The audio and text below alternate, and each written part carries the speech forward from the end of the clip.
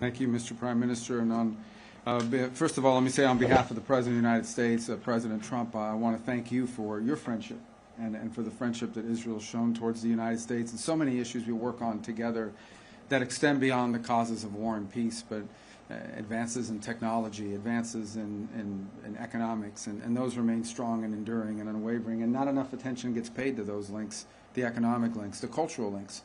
We're here today, by the way, later this evening to inaugurate and to open to the world perhaps one of the most important archaeological sites in the planet, and one that has deep meaning to so many people in the United States as well, in the Pilgrim's Road over at the City of David. And so it's an honor to be here and be a part of that.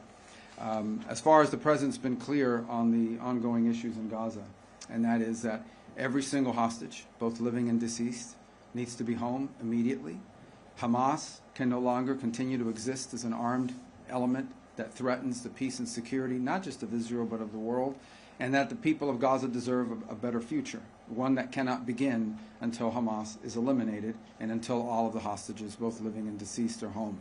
And he remains committed firmly to that objective. And that's what we seek to talk about today, have talked about today, and will continue to talk about, and that is the road forward on how to achieve those things. Those objectives remain.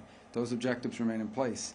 Beyond that, obviously, we cooperated and were involved together just a few weeks ago on the issue of Iran and Iran's desire to possess not just nuclear weapons, but short and mid-range missiles with the capability of threatening our presence here in this hemisphere, in this region, and of course the safety and security of the Jewish state.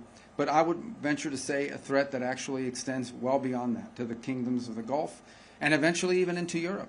In fact, some of the missiles they're trying to develop now can already range countries in Europe. And so a nuclear Iran governed by a radical Shia cleric that possesses not just nuclear weapons potentially, but the missiles that could deliver those weapons far away, is an unacceptable risk, not just for Israel, not just for the United States, but for the world.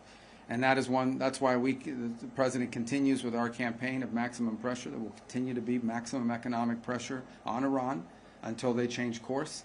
That's why we are encouraged to see our partners in Europe begin the process of snapping back sanctions on Iran. They are clearly out of compliance with what was already a flawed deal to begin with, and we encourage them to continue down that road. We 100% support that. That is exactly what needs to happen, and we remain firmly committed, as I said, to the President's objective, which he's been abundantly clear on, and I want to repeat. At the end of the day, no matter what has happened or happens, the objective remains the same, and that is all 48 of those hostages, both living and deceased, need to be home. They need to be returned. They never should have been taken. What happened on October 7th was an act of unparalleled barbarism, and what's happened since then have been repeated acts of unparalleled barbarism on the part of Hamas. Hamas needs to cease to exist as an armed element that can threaten the peace and security of the region, and the people of Gaza deserve a better future, but that better future cannot begin until Hamas is eliminated. That better future and that kind of peace is not even possible until the hostages are released, all of them, every single one. And so that's what we continue to be focused on. That's what the President wants to see happen, and that's what you can count on our unwavering support and commitment to see come to fruition. Thank you. Thank you very much. Mr. Secretary, do you think that it's possible to military dismantle? Thank you. Can you just state your name and the outfit you're from? Yeah, sure. Hi. Where are you from? Yeah, I'm from Israel. Okay. My name is Liza Rozovsky. I'm from Haaretz. And I want to ask if you still think that the military dismantlement of Hamas is possible. Well, Hamas can surrender tonight if they want, lay down their weapons.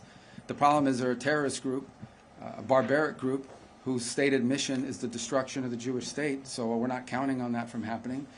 Look, I think we would all, every single person I know, I don't know of anyone who would not rather see a negotiated settlement in which Hamas agrees to no longer be a terrorist group, lay down their arms, free the hostages, by the way, not just the hostages that they're holding from Israel, but frankly, the people of Gaza that they're also holding hostage as human shields. So that would be the ideal outcome, one we would all like to see. It's one that's been worked on.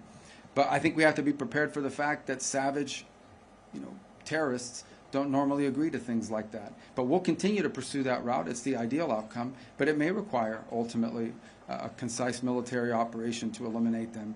We have to remember who we're dealing with here, and that is a group of people that have dedicated their lives to violence and barbarism. And when you're confronting that hard reality, as much as we may wish that there be a sort of a peaceful diplomatic way to end it, and we'll continue to explore and be dedicated to it,